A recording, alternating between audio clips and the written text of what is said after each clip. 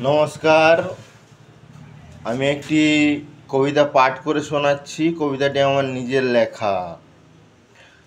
যেন মনে হলো অনেক দিন তোমাকে দেখিনি, অথচ তুমি রয়ে গেছো স্মৃতিতে, স্মরণে, আকাশে ভেসে ওঠা তোমার মুখছবিতে। কবিতারা যেন মানেহীন মানেকে বয়ে নিয়ে আসে।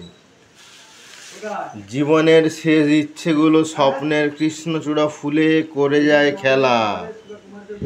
এ পৃথিবীর ভালোবাসা যদি সত্যি হতো, তবে সত্যিকারের ভালোবাসতে তুমি আমাকে। জীবনের মধুরতাগুলো সত্যিই মধুরতাময়।